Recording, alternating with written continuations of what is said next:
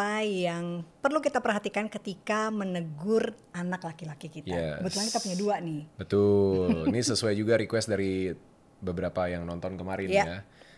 Dan memang benar ada yang komen juga bahwa hal yang tidak boleh dilakukan di hadapan anak perempuan itu oleh sang ayah itu juga berlaku kepada anak laki-laki, tapi spesifik ke anak perempuan karena impactnya. Tanya dulu sebelum negur. Nah, ini penting banget ya, karena kadang kita cuma lihat dari luarnya aja, anak kelihatannya salah, langsung ditegur Ditegur. saat itu juga. Aku pernah tuh. Aku nggak salah apa-apa. I did nothing. Bukan cuma ditegur, Bu. Digampar langsung. Keras kehidupannya. Keras hidupnya.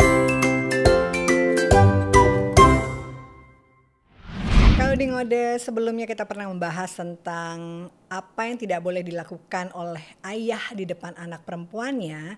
Kali ini kita akan cenderung mungkin bicara tentang anak laki-laki, khususnya apa yang perlu kita perhatikan ketika menegur anak laki-laki kita. Yes. Kebetulan kita punya 2 nih. Betul, ini sesuai juga request dari beberapa yang nonton kemarin Iya. ya. Dan memang benar ada yang komen juga bahwa hal yang tidak boleh dilakukan di hadapan anak perempuan itu oleh sang ayah itu juga berlaku kepada anak laki-laki, tapi spesifik ke anak perempuan karena impactnya. Ya. Nah sekarang kita mau ngajak ngobrol apa aja cara yang baik mungkin atau yang harus dihindari justru ketika menegur anak laki-laki kita. Karena ternyata anak laki-laki itu sensitif loh. Sensitif terhadap nada suara dan ekspresi wajah yang negatif.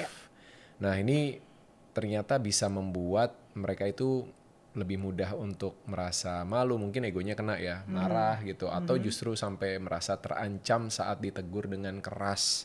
Dan itu adalah hasil dari studi University of Washington di tahun 2015 ya. Ya, jadi buat para orang tua, parents yang ingin menegur anak laki-lakinya, nggak bisa sembarangan loh.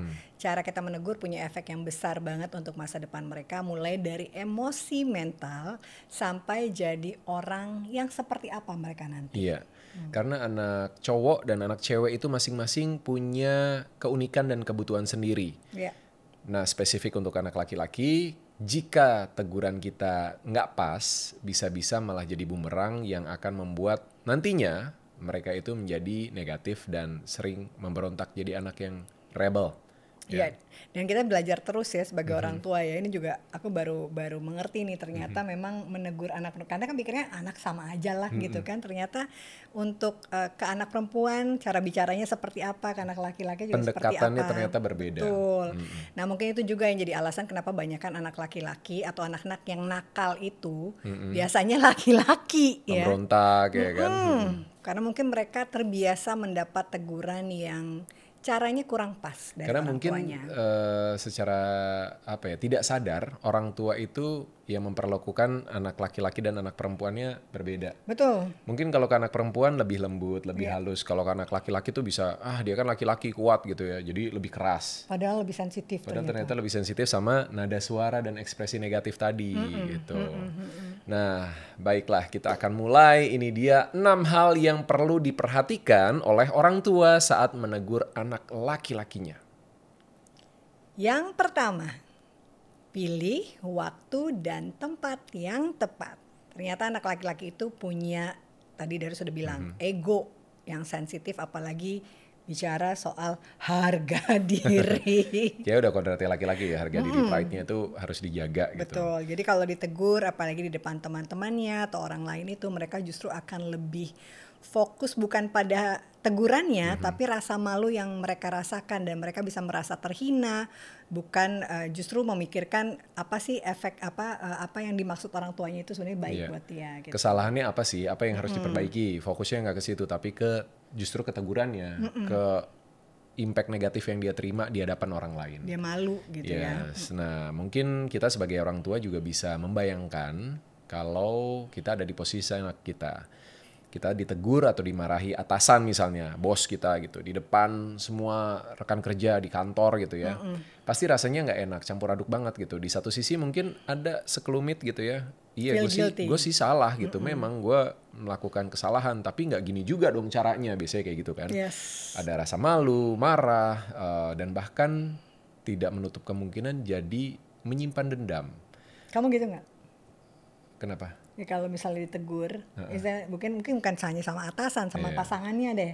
Oh iya, iya. Ya kan, Aku depan ngerasa orang. tidak dihargai. Nah, Iya kan. iya. Nah, anak-anak juga sama seperti itu. Rasa malu yang mereka rasakan saat mengalami teguran itu bisa membekas dan bikin mereka merasa tidak berharga, tidak punya kemampuan yang cukup, bahkan bisa berpikir bahwa dia itu, gue bodoh banget nih, kayak gini aja nggak bisa gitu. Padahal sebenarnya nggak separah itu dan hanya teguran biasa, tapi karena disampaikan dengan cara yang tidak tepat, maka bisa membuat mereka menjadi minder, penakut, atau malah jadi sosok yang gampang marah dan agresif di kemudian hari. Ya, dan banyak studi juga di bidang psikologi anak seperti yang sering dikutip dari pakar perkembangan anak Dr. Laura Markham, penulis buku Peaceful Parent and Happy Kids, menunjukkan bahwa mempermalukan anak adalah salah satu bentuk disiplin yang paling tidak efektif dan paling merusak. Ya, karena itu akan meningkatkan kemungkinan anak untuk lalu berbohong, menutupi kesalahan-kesalahannya, menyembunyikan diri dari orang tuanya, dan harga dirinya bisa dikatakan dia menganggap rendah harga dirinya dia sendiri. Jadi dia melihat ke dirinya tuh nggak punya value akhirnya. Dan ini tuh serem banget ya. Aku juga jadi takut keceplosan gitu nih kalau misalnya negur Leo sama Diego. Aku suka ngerasa sih, mungkin ya kita juga sebagai orang tua belajar ya, kalau negur Leo sama Diego, bahkan bukan di depan teman-teman, di depan saudaranya satu, gitu, di depan adik atau kakaknya, mukanya tuh berubah. Ya mungkin dia, ya itu tadi, dia malu atau itu akhirnya jadi rendah diri. Perhatiin cara aku negur kalau sama mereka. Pasti aku pakai nadanya rendah. Iya. Boy gitu. Karena sama-sama cowok mungkin ya. Aku tahu nggak enak kalau digituin gitu. Nah, kadang kita sebagai orang tua juga keceplosan kan, maunya ngingetin tuh langsung, "Leo, Diego." Itu udah pasti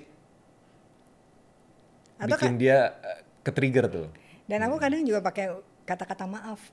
Gitu. Sorry ya, Mama mau misalnya ngasih tahu ini gitu. Negurnya memang ya, kalau orang bilang anak zaman now beda sama zaman kita dulu gitu kan. Tapi ada nggak sih efek dari masa kecil ketika orang tua negur kita tuh sampai sekarang? Kamu kayaknya ada deh, kayaknya ada. Karena itu semacam ini kan trauma ya, traumatis gitu. Luka yang apa namanya nggak akan pernah benar-benar hilang gitu. Kita bisa belajar, kita bisa berdamai dengan masa lalu kita, tapi pasti ada bekasnya. Dan biasanya kalau mungkin psikolog atau psikiater pasti akan tahu tuh, oh ini pasti ini dulunya seperti ini gitu. Tapi aku namanya mungkin emak-emak ya, ibu-ibu kan kadang lebih gampang apa ya, freak out, panik gitu. Reaktif bener. Nah kalau aku kadang lihat dari sudah tahu tuh kalau aku udah mulai ngomong mana, dia udah ngeliatin aku gitu. Aku lihat dia, tiba-tiba aku diam. Takut salah ngomong. Tapi nggak apa-apa. Namanya orang tua kadang kita juga ada momennya kelepasan dan yang penting kan kita sama-sama belajar, saling ngingetin ya kan, supaya kita bisa membangun kebiasaan yang lebih baik saat menegur anak-anak kita dengan nada yang lebih tenang atau pendekatan yang lebih dengan empati gitu. Karena pada akhirnya sebenarnya anak-anak kita itu sadar kalau mereka bikin kesalahan dan mereka juga nggak pengen ngulangin karena tahu kalau ngulangin itu berarti mereka bakal diomelin misalnya atau ditegur gitu, dan mereka nggak suka diomelin ditegur. Tapi kadang namanya anak-anak juga kan masih belajar, masih berproses gitu ya.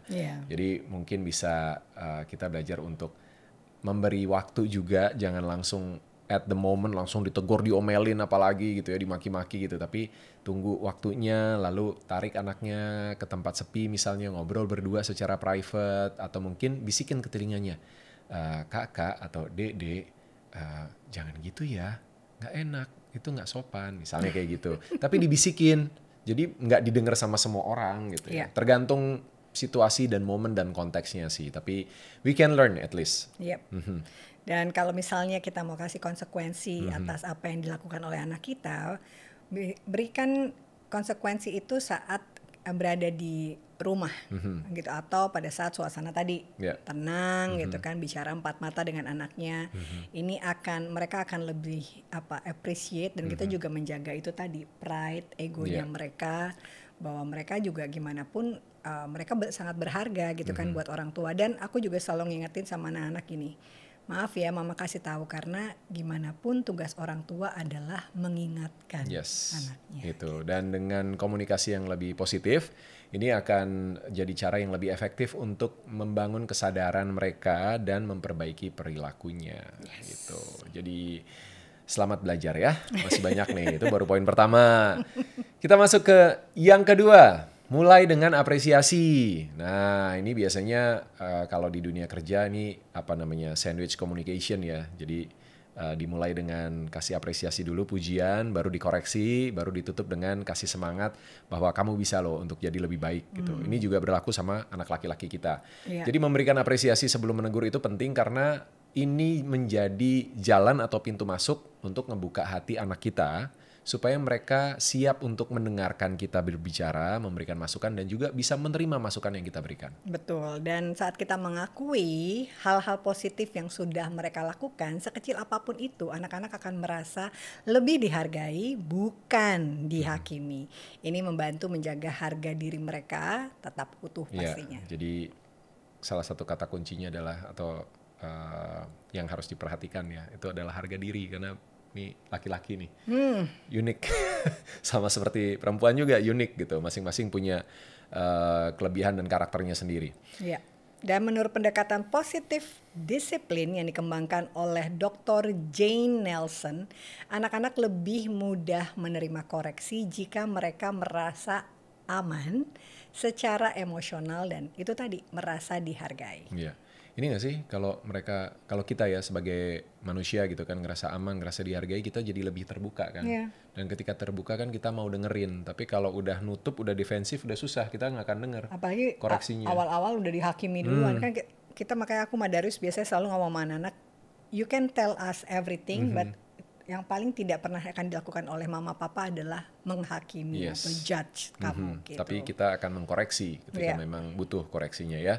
Nah, dengan apresiasi yang diberikan, kita juga membangun komunikasi dua arah yang lebih sehat sehingga anak kita itu merasa bahwa mereka bukan hanya dilihat kesalahan-kesalahannya aja, tapi juga dihargai usaha mereka untuk memperbaiki diri.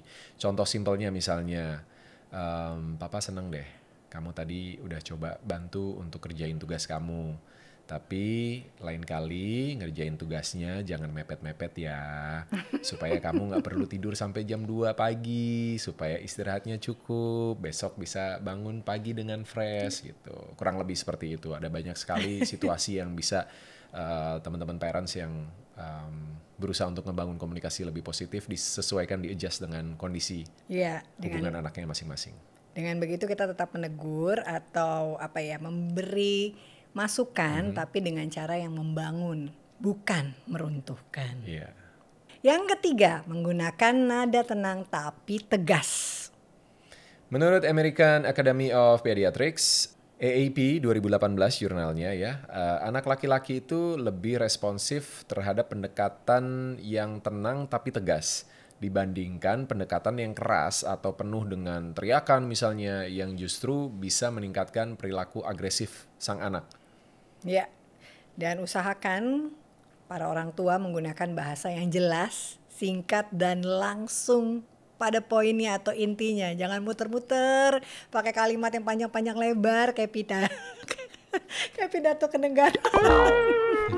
Kalau orang tua, ya kalau papa aku dulu kalau nasihatin 3 jam. Oh masa? Iya. Tapi intinya tahu? Intinya lelah bu. Ini kapan selesai gitu. Jadi emosinya nyadar salahnya tuh cuma kayak mungkin 10 menit iya salah terus oke, mau memperbaiki diri gitu. Tapi abis itu capek banget gak selesai. Udah lupa ini salahnya apa sih sebenarnya. Kemana-mana gitu ya. 3 jam bu. Serius? Wow. 3 jam di doktrin. Tapi Darius tuh ya aku banyak belajar juga sih dari dia. Gimana cara dia ngomong sama anak-anak khususnya sama Leo sama Diego ya. Mungkin ya itu karena sama-sama laki-laki, dia lebih tahu walaupun mungkin pengalaman masa kecil kamu kurang menyenangkan gitu kan. Tapi dia bisa loh dalam waktu yang cukup singkat untuk menjelaskan sama anak-anak dan ya mereka sih kelihatannya ngerti ya. Kalau ya mereka ngerti. Kalau aku lebih seringnya terus akhirnya aku ajak ngobrol. Tapi aku lihat juga kalau mereka udah mulai capek banget nih, gue mau ngapain nih, they want to do something gitu kan, ya udah aku ya udahan gitu, aku tinggalin mereka gitu kan, ya udah tahu kan gitu. Nah, kenapa kita harus menggunakan kalimat yang To the apa ya, point. lugas, to the point gitu ya, karena sebenarnya anak laki-laki itu umumnya memang lebih cepat, lebih mudah memproses informasi yang to the point. Iya. Jadi kita sebagai orang tua harus menghindari kalimat yang muter-muter gitu, yang contohnya pakai prolog gitu, panjang gitu kan. Kadang mungkin ada juga orang tua yang mau nasihatin tapi nggak enak gitu. Atau kalau marah jadi merepet kemana-mana, dibahas semuanya gitu. Itu justru anak-anak tuh bingung, ini mau ngomong ini apa sih sebenarnya. Anak laki-laki gitu, nih iya gue salahnya misalnya gitu ya, tempat tidur berantakan. Tapi yang dibahas adalah dari bangun tidur sampai tidur lagi gitu kan, sehariannya mereka gitu. Atau yang dibahas adalah kamu kalau pergi ke rumah temen emang rumahnya berantakan, kan udah nggak relevan lagi gitu, kita comparing dan lain sebagainya gitu ya. Jadi fokus aja, kasih tahu aja mereka, tapi dengan cara yang tegas dan to the point. Karena kalau kemana-mana justru mereka jadinya bingung ya, dan kayak ngerasa diserang gitu. Iya, udah pasti. Jadi nggak on point lagi. Akhirnya pesannya nggak akan nyampai dan nggak akan ke-record di memorinya mereka. Iya. Gitu. Lalu gunakan juga pendekatan yang man to man. Wih, ini kayak main basket ya atau main bola. Marking. Itu kalau misalnya ini buat ayah mau negur anak laki-lakinya gitu, coba melakukan pendekatan komunikasinya itu posisinya setara. Jangan lihat sebagai ayah, sebagai atasan, sebagai orang yang lebih tua ke anaknya, ke bawahan atau ke anak yang lebih muda gitu. Itu pasti jadinya gap gitu. Tapi lebih ajak ngobrol sebagai laki-laki, anggap dia laki-laki gitu, yang sudah dewasa, yang jadi partner ngobrol yang equal, yang setara sama kita. Ini akan sangat jelas membuat anak laki-laki kita itu langsung merasa bahwa dia dihargai, dia diterima, dan dia jadi lebih terbuka untuk mendengarkan dan juga mengungkapkan perasaan dan pikirannya dia. Lebih nyaman ya. Yes, itu. Bisa dicoba ya. Nah, selanjutnya yang keempat, tanya dulu sebelum negur. Nah, ini penting banget ya, karena kadang kita cuma lihat dari luarnya aja, anak kelihatannya salah, langsung ditegur saat itu juga. Aku pernah tuh, aku nggak salah apa-apa, I did nothing, bukan cuma ditegur Bu, digampar langsung. Keras kehidupannya. Keras hidupnya ya. Nah, itu wah luar biasa sih impact-nya kalau sampai kejadian ya. Padahal sebenarnya bisa jadi mungkin dia salah, tapi dia punya alasan untuk melakukan itu. Kenapa dia bertindak seperti itu? Atau bisa jadi malah sama sekali nggak salah. Dengan kita sebagai orang tua berusaha untuk memposisikan diri dengan bijak dan bertanya lebih dulu, kita akan memberikan ruang buat anak laki-laki kita untuk bercerita versinya dia seperti apa. Bukan berarti terus diceritain terus percaya 100%, enggak gitu. Nah, intinya adalah bagaimana anak kita merasa bahwa dia didengarkan, bukan langsung dipojokkan, disalahkan. Misalnya jangan langsung dituduh jadi, kamu tadi dorong teman kamu ya? Kamu tadi nyakitin adik kamu ya? Misalnya gitu. Aku lebih ke... Kalau kamu? Kalau aku yang, tadi kamu ngapain? Apa yang kamu lakukan? Mau nggak dicerita? Tadi di sekolah ngapain deh? Biasanya Dona nanya gitu. Kalau udah dapat laporan misalnya dari guru, tadi di sekolah kamu ngapain? Gitu. Ada apa tadi di sekolah? Iya, gitu. nanyanya lebih nanya gitu. Dulu, gitu. Tapi netral ya nanyanya ya, bukan yang tadi di sekolah kamu ngapain? Nah, berarti sebenarnya bukan hanya kalimat ya, tapi nada bicara itu kan tadi juga. di poin pertama nada itu penting banget gitu. Betul. Ya? Jadi kalau misalnya itu kita mancing anaknya untuk dia yang cerita. Kecuali memang dia bilang enggak ada apa-apa kok, nggak kenapa. Kok mama dengernya begini? Bener nggak? Atau mungkin bisa dicoba kalau misalnya pulang sekolah gitu ya. Pulang sekolah tetap disambut hai, dipeluk ya kan. Mungkin kalau dia memang melakukan kesalahan dan dia merasa dengan pelukan itu aja itu udah, kok gue tetap dipeluk. Oh, mak gue belum tahu nih. Ya benar. Ya kan, suruh taruh tas, copot sepatu, cuci tangan, ayo makan, siapin makanan, ditemenin makan. Pada saat selesai makan baru ditanya, jadi tadi di sekolah ada apa gitu. Boleh nggak cerita sama mama gitu ya. Ini pasti akan jadi efektif banget. Dengan cara seperti itu maka anak kita menjadi lebih terbuka dan balik lagi nggak defensif. Kita kan pengennya ngebangun komunikasi yang positif ya, yang baik gitu. Dan kita bisa lebih memberikan arahan dengan tenang ya, dan masuk ke dalam memorinya dia, ke dalam hatinya dia juga. Intinya adalah anak itu butuh buat dimengerti dulu, bukan cuma ditegur ya, bukan cuma diomelin. Namanya juga anak-anak kan masih belajar gitu loh. Yeah. Jadi wajar ketika mereka melakukan kesalahan, bahkan kesalahan yang berulang pun yaitu sabar-sabarnya orang tua gitu. Dan mungkin juga Ya, itu tugasnya orang tua. Iya, evaluasi apakah caranya udah bener belum ngasih taunya, kok dia melakukan hal yang sama terus-terusan gitu ya. Jadi memang sangat harus diperhatikan bagaimana cara kita menegur, itu penting sekali. Iya. Yang kelima, beri pilihan jika memungkinkan.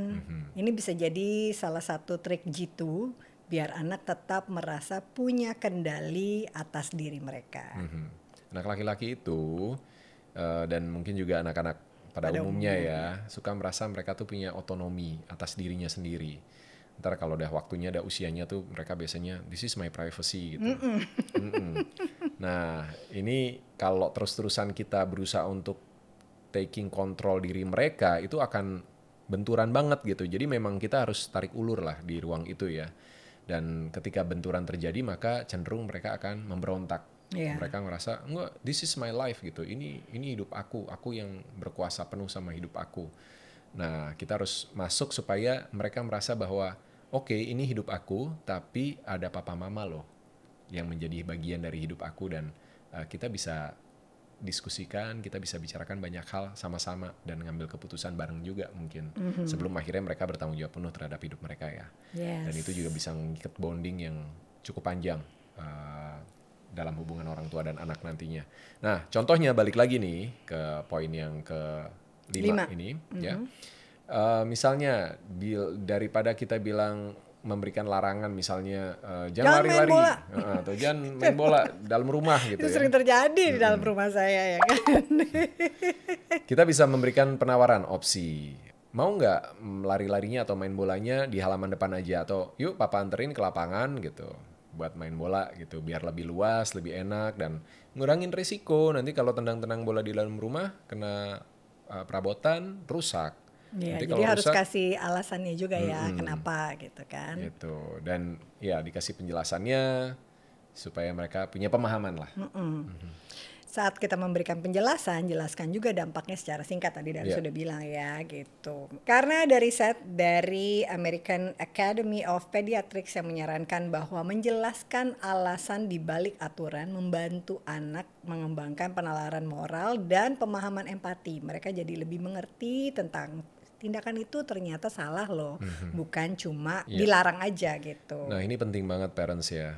Kadang kita beranggapan kamu masih kecil, kamu nggak ngerti gitu. Iya. Padahal justru kemampuan nalar anak-anak itu kan berkembang terus ya, sampai akhirnya nanti bisa solid gitu nalar mereka. Nah ketika kita memang membiasakan diri untuk memberikan alasan-alasan, memberikan pandangan baru ke mereka, mereka itu menangkap dan mereka belajar untuk berpikir secara logika. Oh iya bener juga ya apa yang dikatakan orang tua gue gitu.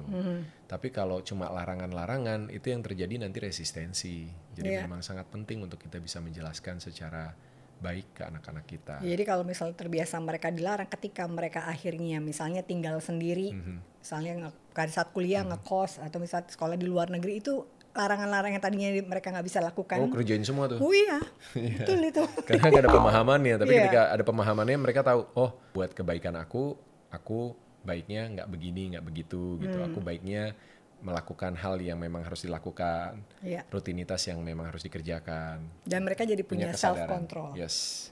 Dan yang terakhir, yang keenam, membangun kepercayaan setelah menegur. Nah, ini bagian yang sering kali mungkin dilewatkan ya pada saat proses rebuilding setelah menegur. Ini penting banget buat menjaga hubungan antara orang tua dan anak-anak agar tetap kuat dan hangat pastinya. Nggak jadi musuh sama orang tuanya. Sebenarnya ya kan? apa sih inti dari poin yang keenam ini? Jadi intinya sebenarnya kita harus menunjukkan ke mereka bahwa setelah mungkin kita negur mereka, nasehatin atau bahkan marah sama mereka karena kesalahan yang mereka lakukan, mereka harus tetap tahu bahwa kita tuh tetap sayang. Dan kita memberitahu, kita nasehatin, kita negur itu karena kita care gitu. Misalnya maaf ya, kayak Donna tadi kasih contoh, maaf ya papanya harus negur kamu karena it's not appropriate gitu. Ini bukan satu hal yang bisa ditolerir, but I still love you because you are my kids gitu, we are a family. Yeah.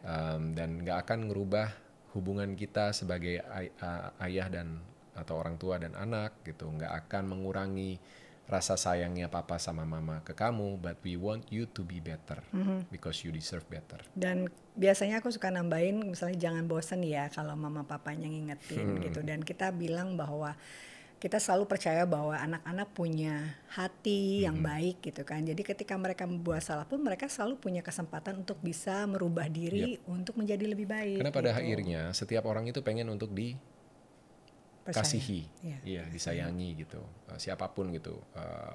Anak-anak kita tuh butuh pelukan 6 kali pelukan selama 20 detik setiap hari untuk minimal untuk bisa bertumbuh dengan maksimal emosinya gitu, dengan utuh, dengan penuh gitu ya. Dan ini bisa dilakukan juga dengan treatment setelah nasehatin, kita tutup dengan kalimat yang memang kita tadi sudah contohkan, dan juga pelukan gitu, supaya mereka tetap merasa dicintai, mereka tetap merasa aman, dan ini bisa menjadi penutup yang memberikan kesan hangat, bukan terus dingin dan jaga jarak karena marah gitu ya. Iya, kalau zaman dulu kan habis dimarahin masuk kamar, ya nggak sih? Terus besoknya masih nggak ditegur. Dicemberutin gitu. Kalau sekarang nggak bisa, maksudnya ya paling tidak. Harusnya memang dari dulu enggak, cuma mungkin knowledge-nya belum sampai. Cuma gitu kan ya. memang paling tidak kita sebagai orang tua sekarang ya, zaman now ini kita pernah merasakan jadi anak-anak gitu kan. Jadi so we know gitu. Kita pengennya ketika jadi anak itu orang tuanya seperti apa sih, dan itu yang kita lakukan. Iya, gitu jadi kan. intinya setiap anak itu, terutama buat yang laki-laki ya, bukan cuma butuh untuk diarahkan, ditegur, dinasihati, diomelin, tapi juga butuh rasa aman dan kasih sayang yang penuh dari orang tuanya. Dan kadang pelukan kecil itu punya dampak yang sangat besar buat mereka. Betul. Dan ingat ya para orang tua, ingat ya parents, menegur anak itu bukan buat bikin mereka takut sama kita, tapi untuk membantu mereka jadi versi terbaik dari diri mereka. Dan ini adalah seni dan strategi yang punya dampak besar bagaimana anak kita bisa bertumbuh dan berkembang untuk mendapatkan masa depan yang baik. Yes, prosesnya memang tidak instan, butuh kesabaran dan konsistensi, dan pasti butuh proses waktu yang panjang. Nggak cukup mungkin sebulan 2 bulan. Take years ya. Jadi mari kita jadikan setiap teguran sebagai peluang untuk mengajarkan dan membimbing anak-anak kita, bukan sekedar untuk menghukum atau bahkan mempermalukan mereka. Dengan begitu kita bukan cuma membentuk perilaku yang baik, tapi juga membangun pribadi anak laki-laki yang penuh percaya diri, bertanggung jawab, dan memiliki ikatan emosional yang kuat dengan kita. Kekuatan orang tua bukan terletak pada seberapa keras ia bisa menegur, melainkan pada seberapa bijak ia bisa membimbing tanpa merenggut harga diri anaknya. Parents, kita harus ingat setiap teguran adalah kesempatan bagi orang tua untuk membentuk karakter, bukan cuma menghentikan kenakalan anak-anak kita. Terima kasih sudah nonton Ngode hari ini. Sampai ketemu lagi di Ngode berikutnya. Bye.